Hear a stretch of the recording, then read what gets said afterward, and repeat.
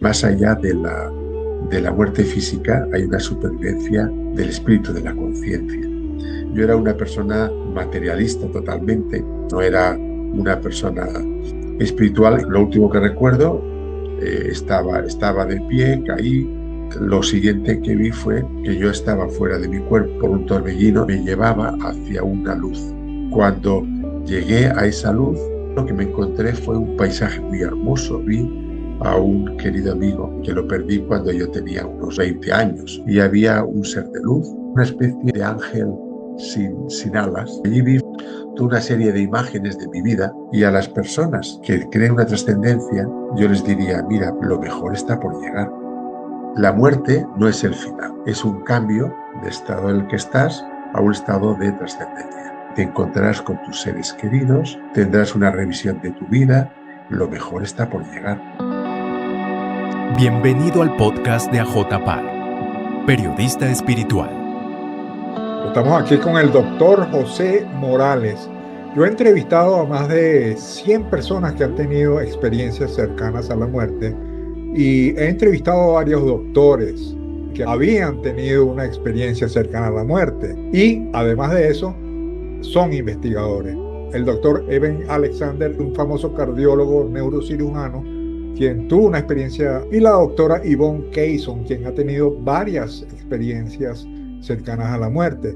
Pero ahora me place entrevistar por primera vez a un médico de habla hispana que no solamente es un destacado doctor, sino que también tuvo una experiencia y hoy vamos a hablar con él. Es el doctor José Morales. Bienvenido, doctor. ¿Cómo estás? Muy buenas tardes, muy contento de estar aquí, AJ, en tu casa y en la de tus escuchantes. Vamos a comenzar primero con tu experiencia. ¿Qué fue lo que sucedió aquel día en el cual pudiste experimentar el otro lado? Yo padecía del corazón de tal forma que tenía desmayos, tenía, tenía arritmias, a veces me ahogaba y bueno, era lo que el- un síntomas ya propios de una arritmia muy mal controlada, a pesar de tomar mucha medicación. En aquella ocasión, pues caí a tierra y si unos minutos después me hubiese despertado y no hubiera tenido la experiencia que tuve, hubiera dicho, mira, pues un desmayo más, lo que en medicina se llama un síncope. Pero no fue el caso porque ocurrió algo, una experiencia compleja, maravillosa, que si hablamos de tiempo terrenal, yo sé que no pudo durar más allá de un minuto, porque si no, hubiera empezado a tener secuelas neurológicas por un paro cardíaco mantenido. Y, el- y por otra parte, yo sé, yo sé, digamos, lo que estaba haciendo y me di cuenta de que muy poco tiempo había pasado de inconsciencia. Yo creo que el de paro cardíaco no creo que haya sido más allá de 40 segundos como máximo. Pero lo que allí ocurrió en estos 40 segundos, que yo no lo puedo objetivar porque me cogió en mi domicilio, a solas en el dormitorio. Mi esposa estaba en el salón. Pues lo que me ocurrió, eh, yo podría decir de que es algo que duró hora y media. Si yo tengo que cuantificarlo de tiempo, hora y media. Aunque en tiempo terrenal yo estoy convencido que no pudo ser más allá de un minuto. ¿Eh? Y lo que me ocurrió fue lo siguiente. Yo lo último que recuerdo, estaba de pie, caí entre un mueble y la pared. eh, y lo siguiente que vi fue que yo estaba fuera de mi cuerpo y veía en un rincón mi cuerpo inerte. No respiraba, no me movía. Yo por mi circunstancia de médico de familia, con frecuencia tengo yo que eh, certificar de funciones. Para mí no era nada nuevo ver aquello, ¿no? Y simplemente comprendí, y no solamente lo comprendí yo, sino lo comprende toda la gente que le pasa esto. como yo comprendí, y la gente le pasa igual, comprendes que estás muerto. Eh, es- en un momento determinado yo fui como succionado por un torbellino y acabé en un espacio neutro, un espacio oscuro sin límites definidos, pero que yo me veía como si tuviese una iluminación directa, ¿no? Cuando, por ejemplo, en un teatro está, está un señor sobre un fondo negro y le iluminan a él, ¿no? Y solamente se le ve a él que destaca, pues igual. Pues yo me veía a mí mismo, yo me veía los brazos, es decir, y allí no tenía yo ningún estado anímico especial. Era una zona de transición. Yo sentí una brisa y esa brisa me llevaba hacia una luz que había en la parte de arriba. Y cuando llegué a esa luz, como si hubiera sido arrastrado una pluma por el viento, pues lo que me encontré fue un paisaje de montaña. Tengo que aclarar que yo vivo cerca de las montañas. Yo vivo aquí en España, en las montañas, se llama los Pirineos, y entonces lo que tenemos más cerca desde mi ciudad es pues media hora, una hora de coche y ya estás en plena montaña, ¿no? Pues como digo, un paisaje muy hermoso, con una hiperrealidad, porque había una, unas fragancias, unos colores, un bienestar, ¿no? Yo allí me hubiera quedado eternamente, ¿eh?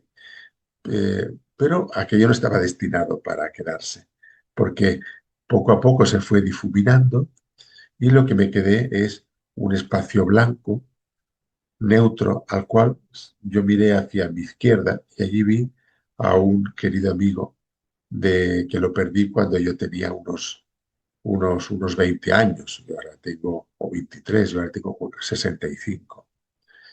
Pues como digo, yo lo perdí.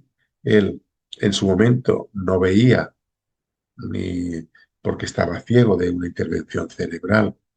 Tenía muchas torpezas físicas porque él había sido intervenido de un tumor cerebral y le habían quedado secuelas, ¿no? Pues tenía una deformación en el cráneo. Y yo, en cambio, lo vi en su mejor momento. Atractivo, radiante. Lo que pasa que, mira, por una parte yo sabía, como telepáticamente, cómo se sentía por dentro y era de una gran alegría por verme, como yo sentí, pero por otra parte estaba con un tono serio y casi evitando la mirada. Y en lugar de decirme abrázame, lo que me transmitió sin palabras es no me abraces o no podrás volver. Aquello yo no lo comprendí, después sí, pero en aquel momento me resultó muy chocante. Miré entonces hacia mi derecha y había un ser de luz, un ser el doble de alto de una persona normal, de una forma muy majestática, ¿sabes? Sin moverse, sin interactuar físicamente, aunque yo percibía una gran cantidad o sea, yo percibía continuamente compasión, ¿sabes? De este ser de luz.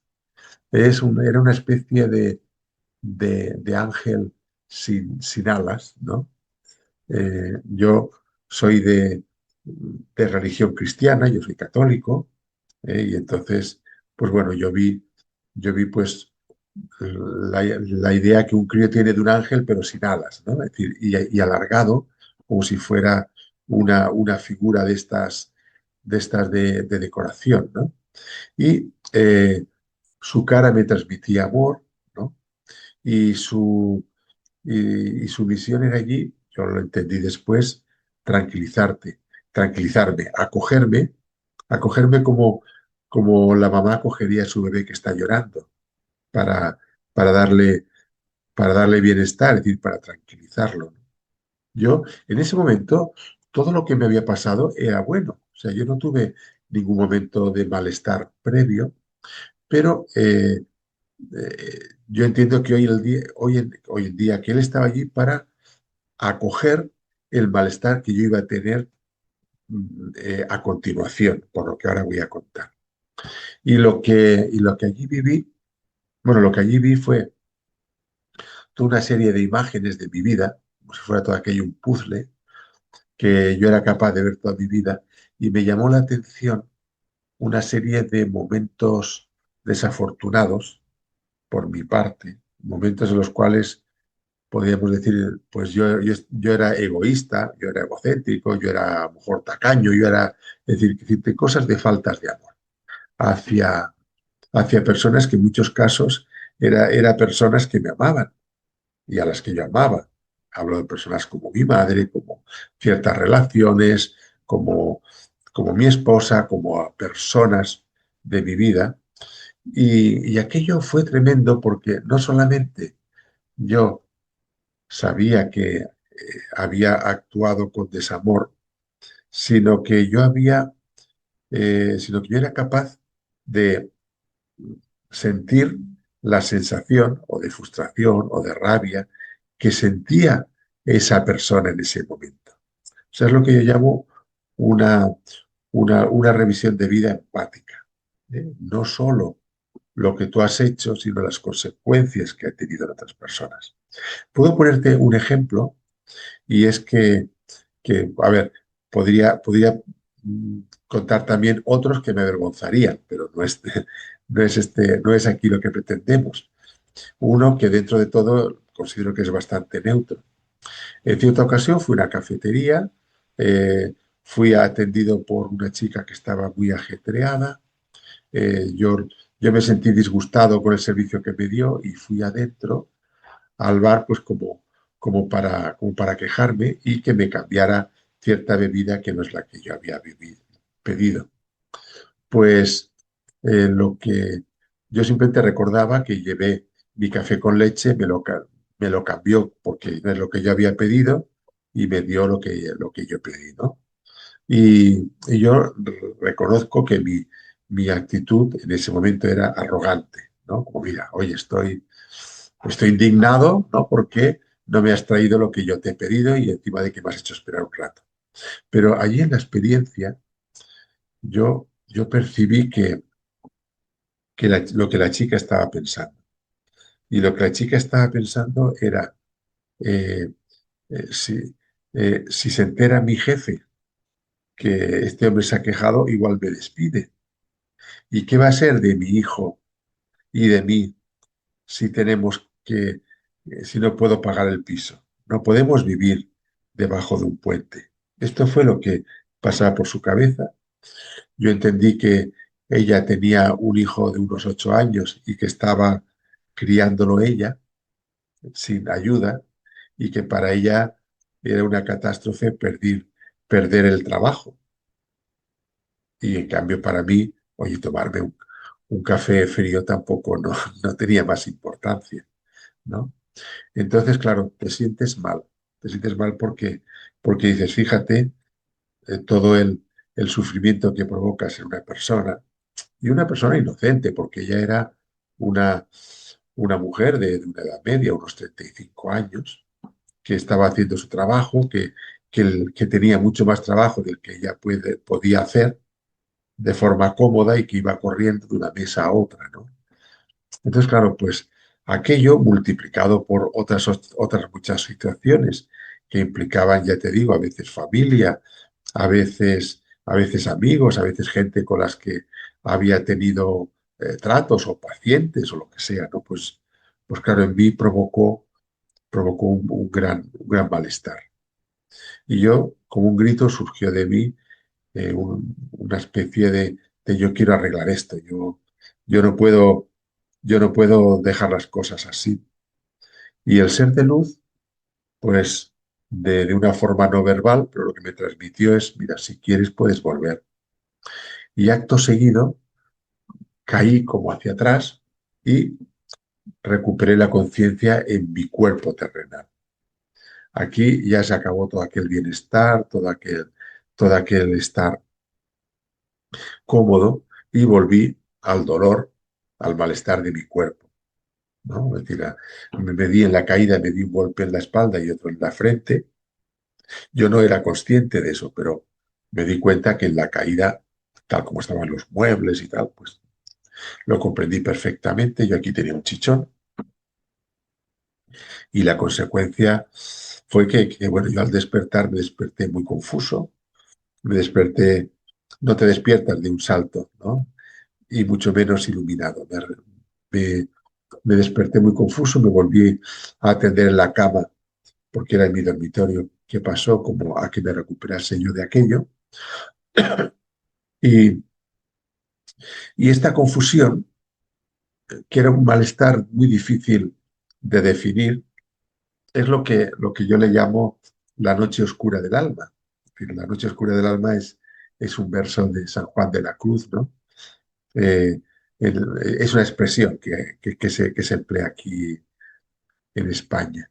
Pues esa noche oscura del alma en la cual no me sentía bien, eh, y que tampoco me sentía con ánimos de compartirlo, ni siquiera con mi esposa, pues duró 6 meses. Al cabo de ese tiempo, en una reunión entre familia y amigos, pues conté la experiencia y la primera persona que reaccionó fue mi esposa, que dijo, sí, yo me acuerdo de aquello, que tenías un chichón, que no sabías cómo te lo habías hecho. Dice, pero yo tengo que enterarme así en una reunión de amigos 6 meses después. Es que no podías habérmelo contado en ese momento. Y, y entonces pues yo dije, no, no, pues no pude, no, que no pude. En fin, tengo que decir que ya me ha perdonado. No he tenido nunca que dormir en el sofá, pero bueno, pero le molestó mucho el que yo no lo hubiera compartido con ella. Y en la forma que volví, yo no volví iluminado, yo no volví sabiendo todo esto, sino más bien se fue igual que, por ejemplo, pues unas aguas turbulentas, ¿no? Se remansan y se van aclarando. Pues a mí en esos 6 meses se me fueron aclarando las cosas y entonces yo comprendí que esta segunda oportunidad que se me daba no era para desperdiciarla, no era para encontrarme en mi próxima y definitiva vez que acceda a este entorno, porque sea la muerte definitiva, no es para ir con las manos vacías y decir, bueno, mira, pues yo no he hecho nada, yo he ido tirando, sino que era para hacer cosas buenas o cosas que me hicieran mejor persona o me hicieran más sabia, más consciente. Y bueno, dentro de eso, pues hice varias cosas, varias iniciativas, y una de ellas, pues fue escribir este libro. Este libro, que podemos hablar de él si quieres, en realidad, vamos a ver, eh, parte de una observación como médico.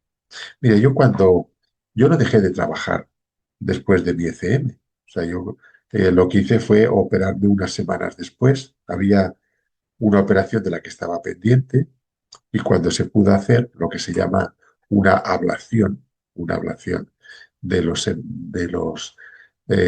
las venas pulmonares, eran unos focos que me estaba produciendo la arritmia. Pues eh, como digo, cuando yo seguí con mi práctica, lo primero que me llamó la atención fue, primero, que en aquella confusión yo había cambiado mucho, pero después era observar que yo había cambiado cuando yo entre mis pacientes, la gente no cambia, o es muy difícil que cambie. Yo tenía, porque ahora me he jubilado, tenía pacientes hipertensos, obesos, de vida sedentaria, con el colesterol, y a todos les venía a decir, oiga, mire, tiene que hacer más ejercicio, tiene que cambiar la dieta, tiene que perder peso, tiene que dejar de fumar, tiene que tomarse estas pastillas. Y por increíble que parezca, la gente pues hace cambios superficiales. Mira, tomar una pastilla es fácil, pero irse a caminar 1 hora cada día, eso pues pocos lo hacen al cabo de 6 meses, de un año. ¿Eh? Y bueno, pues aquello me hizo pensar que el cambio que en mí se había producido y que yo veía en otras personas que habían tenido ECMs, porque lo primero que hice fue En mi esfuerzo por intentar lo que me había pasado, pues bastante pronto comprendí que había sido un ECM y me dediqué como si no hubiera un mañana a ver relatos de ECMs, a leer relatos de ECMs en portales que los recopilan, a leer libros sobre el tema y, y entonces en todos lo que dicen es que, bueno, y hoy día que yo conozco otras muchas personas que tienen ECMs, lo que te dicen es que lo importante no es, no es el relato de eh, la historia que te ha ocurrido, que puede parecer una fantasía, sino el cambio que hay después. Yo sé que has hablado antes de una doctora que has entrevistado, que tenía un término, algo así como evento espiritual transformador, ¿no? Yo es que lo comprendo perfectamente, porque es que yo te diría que, en mi opinión, sin, sin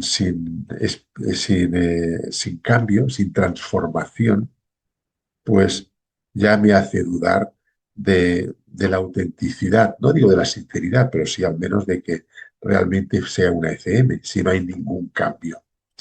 Y más dudas me genera si además de no haber cambio, pues hay una intencionalidad, un beneficio económico en lo que hace. Si yo dijese ahora, mira, yo desde que me pasó mi experiencia cerca de la muerte, pues resulta que yo soy capaz de ver las energías, los chakras, tengo poder sanador en las manos, tengo una consulta, leo el futuro, cobro $100 por visita y tengo 3 meses de cola, ¿no?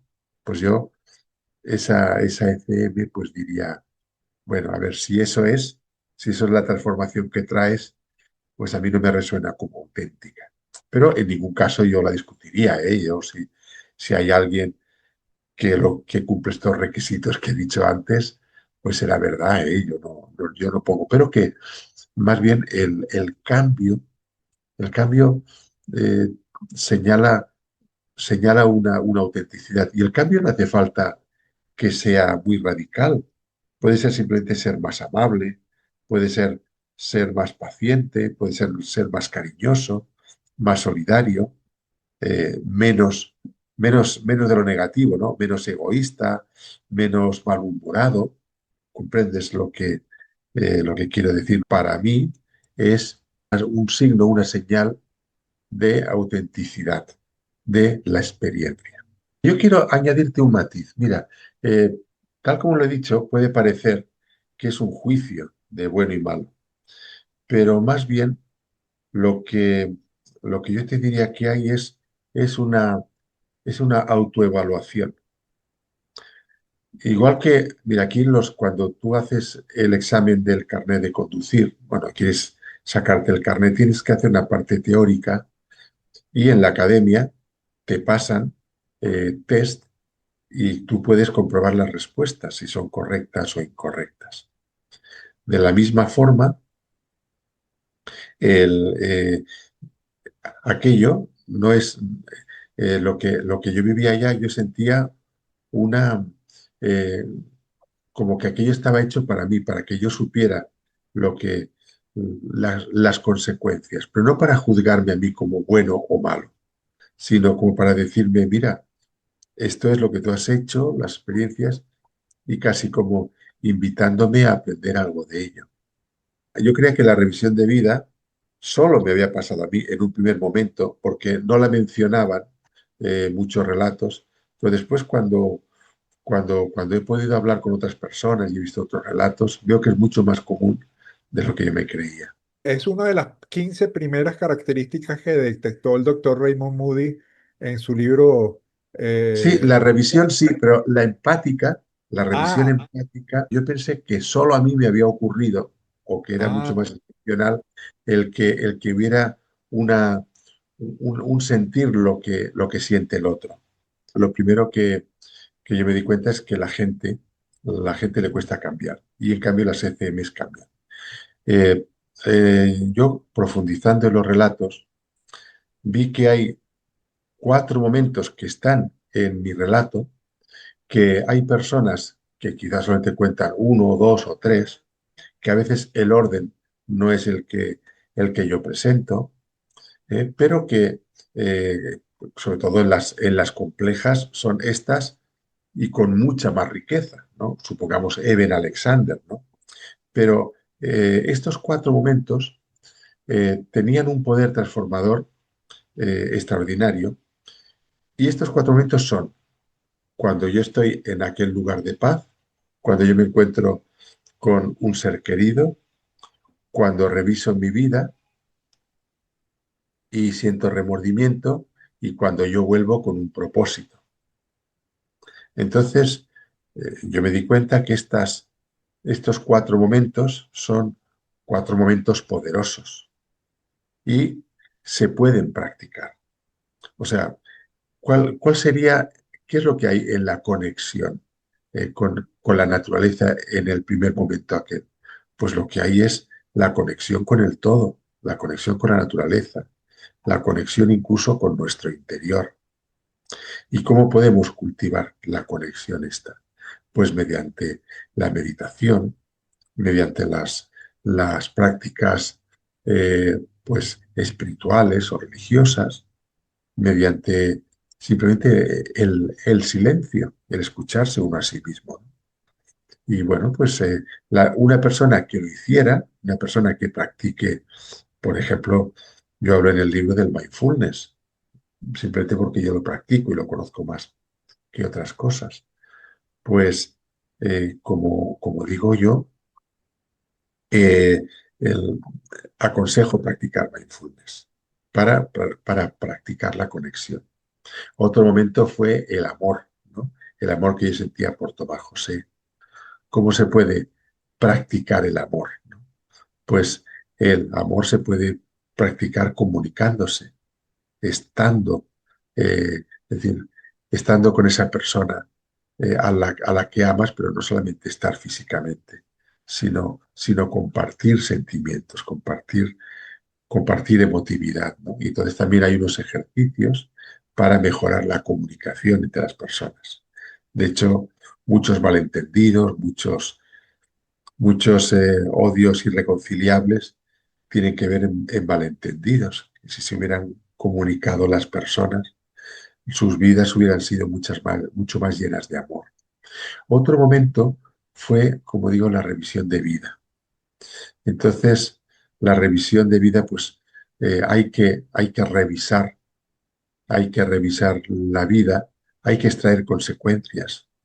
Yo hoy día, pues cuando pienso en mi pasado, no pienso desde la culpa, o intento no hacerlo, sino que me digo, bueno, aquella experiencia que ya pasó y entonces lo que pasó no lo puedo cambiar en este plano. ¿Eh? Pero bueno, eso, ¿qué tiene que enseñarme a mí? Entonces, claro, la reflexión, sobre todo desde una perspectiva positiva de mejorar eh, nuestra, nuestra, nuestra relación con nuestro pasado, aprender de ellas y no volver a repetir errores en el futuro, pues yo creo que es algo también importante. Y también propongo herramientas para cultivar la reflexión, sobre todo la escritura, la reflexión de la escritura. Bueno. Y el cuarto poder es el propósito. Cuando, cuando yo dije que quería volver, yo volví con un propósito. Y mi propósito fue, bueno, es el ayudar a las otras personas, el escribir un libro quitado de algún gran escritor que consiga un bestseller y pueda vivir de eso, puede ser un buen negocio, digamos así, pero los libros, el querer, el esforzarte en expresarlo en un libro, dar estructura, todo el esfuerzo que tiene, pues bueno, yo creo que lo puedes hacer por ego, pero en mi caso lo hice por amor, por ayudar a otras personas. Porque yo veo que hay cuatro colectivos que sufren especialmente y a los cuales va, va destinado este libro. ¿Eh? Este libro, Lo que la muerte me enseñó, este fue un título que fue, que fue impuesto por la editorial. ¿Sabes qué me dijo la editorial? Mira, pues el título tiene que ser impactante y tal. Bueno, y entonces lo que la muerte me enseñó parece que vamos a hablar solo de la muerte, parece un poco casi dramático el título, ¿no? Yo, si tuviera que ponerle un título a mi gusto, yo le hubiera puesto lo que, lo que la muerte puede enseñarte para vivir mejor, por ejemplo, ¿no? Porque lo que intenta es que las personas vivamos mejor a partir de una de una de estar conscientes de una serie de hechos, ¿no?, que nos van a pasar a todos, y son estos cuatro momentos dramáticos relacionados con la muerte. Un momento es cuando la persona, eh, bueno, la persona tiene miedo a morir. Mucha gente que me escribe me dice, doctor, es que tengo miedo a morir. Bueno, es decir, tienes miedo a morir y es muy natural porque el ego se diluye, ¿no? Pero en realidad si tú cultivas tu interioridad, te conectas con el mundo y te, y te entra la comprensión, que esto no se puede forzar, te entra la comprensión de que la muerte no es el final, sino es una transición a otro estado. Pues entonces, claro, la muerte se pierde todo su poder sobre la persona, ¿no? Otro momento también duro en la vida es el de cuidar a alguien que amas y está enfermo, el papel del cuidador. No hablo solamente de la persona que se muere físicamente, que también un cáncer, una enfermedad crónica ya muy avanzada, de bronquitis, de lo que sea, ¿no?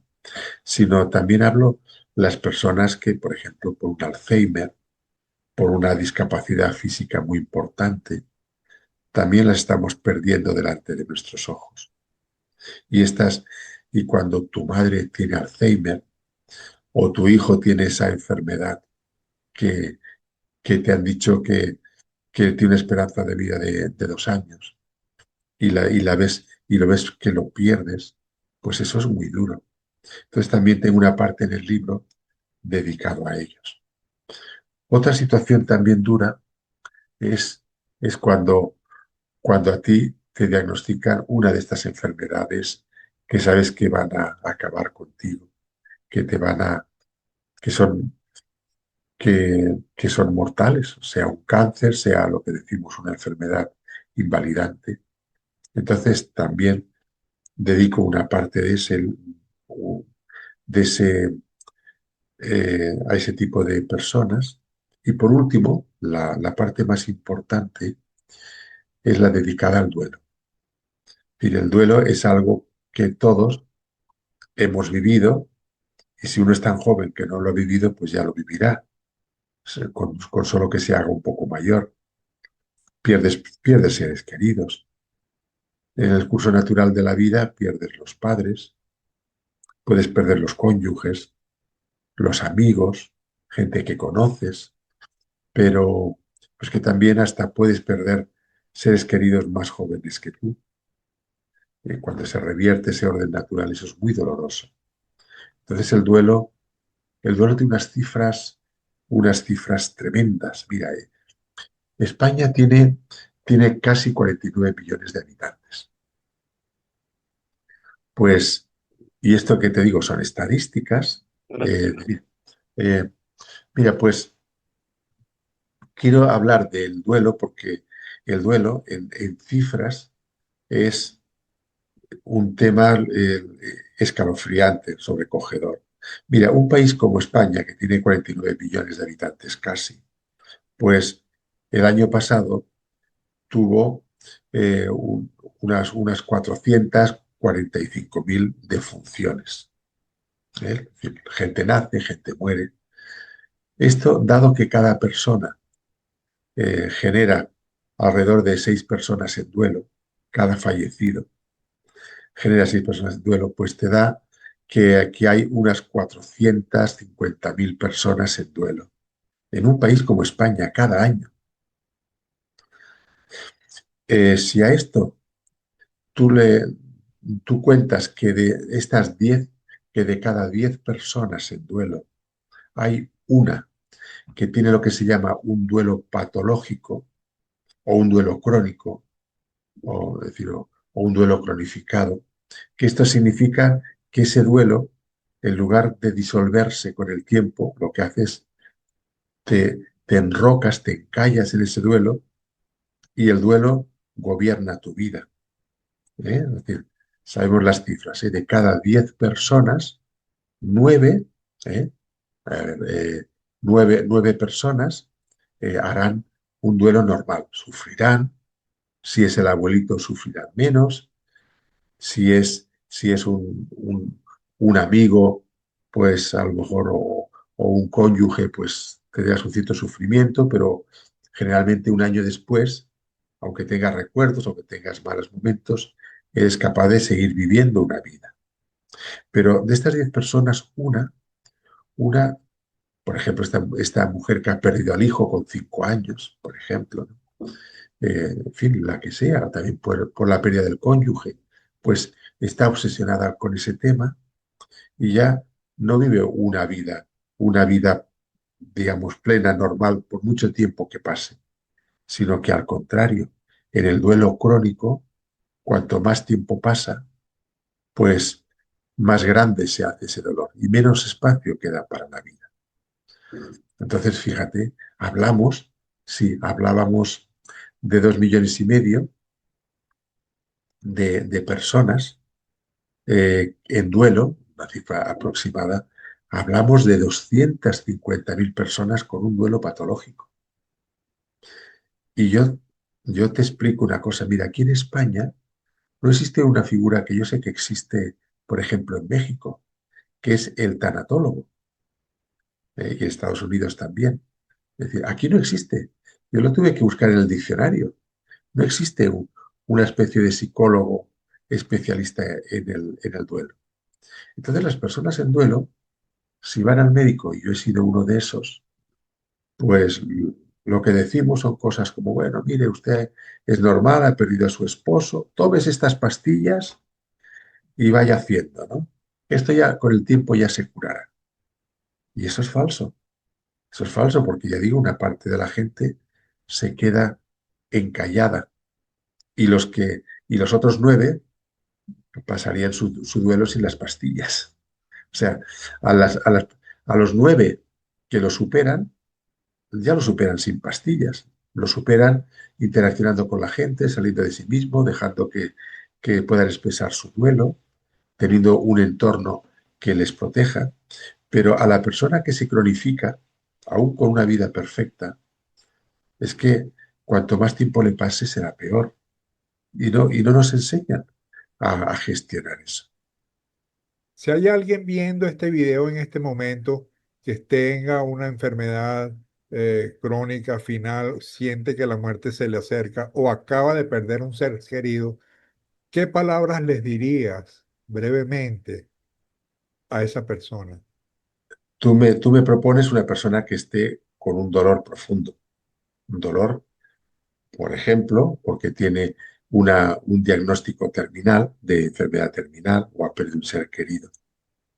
Mira, con estas personas lo que hay que hacer precisamente es no hablar, no ir a los mensajes fáciles, no dar consejos. Por favor, no des consejos, acompaña, está presente, acoge ese dolor. Lo que diría es precisamente, eh, no hay palabras fáciles, no hay una palabra que, que te arregle. Lo primero que necesitas es sentirte acompañado, sentirte amado, sentirte que tendrás momentos muy diferentes, muy diversos, de rabia, de impotencia, de tristeza, todos los sentimientos que se pueden tener. Y si encima tienes delante una persona que lo que te hace es dar un consejo, que te dice, mira, no tienes que preocuparte tanto, pues oye, da ganas de darle un guantazo, porque dice, ¿cómo que no me voy a preocupar si me estoy muriendo? O por ejemplo, como una paciente en lo que es el duelo. Mira, una chica una chica muy buena persona, pues pues me dijo, mira, es que le hubiera pegado un guantazo a esa mujer. Y yo me quedé sorprendido. Su situación es que era una viuda que le había costado, pero 3 años después, pues aunque se acordaba de su marido, pero había organizado su vida y tal. Y digo organizado, volcado en sus hijos, en su trabajo, ¿sabes? Y vivir tranquila y vivir en el recuerdo de la memoria de su marido, pero feliz, ¿no? Ya con todo aceptado, ¿no?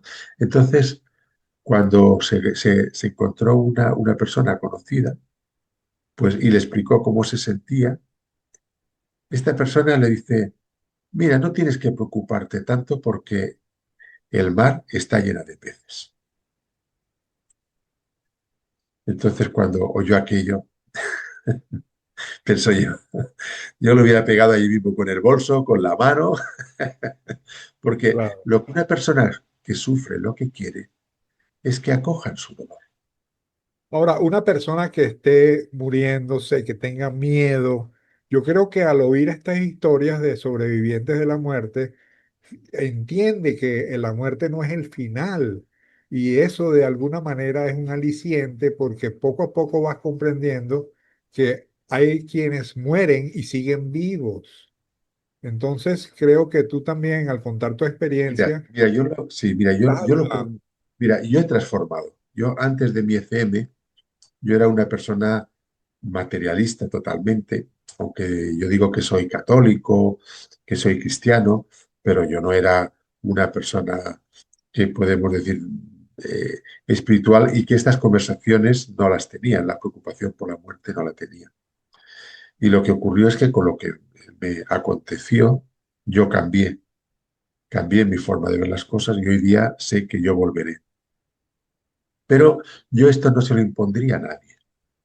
Mira, si hay una persona que tiene la mala suerte esa, es decir, seguro de que piensa dos cosas, que son dos creencias. Tan creencia es una como la otra. Una creencia. Cuando se acaba la vida, se acaba todo. La materia se desintegra y ya está. Ya lo decía Epicuro, era un filósofo que decía, la muerte no la debemos de temer, porque cuando ella está, yo ya no estoy. Y mientras yo estoy, todavía no está ella, ¿no? Y este era materialista, era del tiempo de los griegos, ¿eh? Pues ya había también griegos y romanos que eran materialistas, que pensaban, esto es el final. Pues pensabas eso, oye, si tú te has ido, ya no estás, no tienes por qué padecerlo. A las personas que crean que esto es el final, yo les tengo que decir, mire, pues si es el final, sobre todo, busque el confort físico y busque la paz interior. No se vaya con odios, no se vaya con rencillas, con deudas, digamos, de aquí de la tierra, y busque unos buenos paliativos. Aquí en España, una cosa buena que tiene el sistema es que hay unos paliativos. Paliativos son los que vienen a las casas cuando una persona tiene una enfermedad terminal, un cáncer, una cosa. Te ponen morfina, te ponen... Y es una cosa que puede durar meses, ¿eh? La persona no tiene por qué sufrir malestar físico. El dolor es inútil. El dolor cuando te estás muriendo es inútil. No te va a salvar de nada. Al revés, te amarga esos últimos momentos. Entonces yo les diría a las personas que creen que esto es el final, oiga, pues mire, ordene su vida, manifieste su amor y busque unos buenos paliativos para que se vaya sin sufrimiento. Y por contra, si una persona tiene una fe, tengo un mensaje para esta persona, que puede pensar, la muerte no es el final, la muerte es un cambio de estado en el que estás a un estado de trascendencia. Eso es lo que yo pienso. Y yo cambié de un estado a otro. A las personas que creen una trascendencia, yo les diría, mira, lo mejor está por llegar. Pues es que, claro, el tener una esperanza, eso es muy hermoso también. El tener la esperanza de que vas a ver tus seres queridos, te encontrarás con tus seres queridos, tendrás una revisión de tu vida y yo intuyo, porque yo no he penetrado más, pero yo intuyo que lo que uno hace en el otro lado es seguir creciendo. Igual que un niño, pues tiene un conocimiento limitado de la vida y una persona mayor tiene una sabiduría, pues yo creo que nuestra conciencia sigue creciendo de otra forma que yo no sé cuál es. Pero es razonable pensar que más allá de la muerte física hay una supervivencia del espíritu, de la conciencia. A partir de mi experiencia, lo mejor está por llegar. Este ha sido el podcast de AJ Parr, periodista espiritual. Dale like, compártelo y suscríbete a nuestro canal.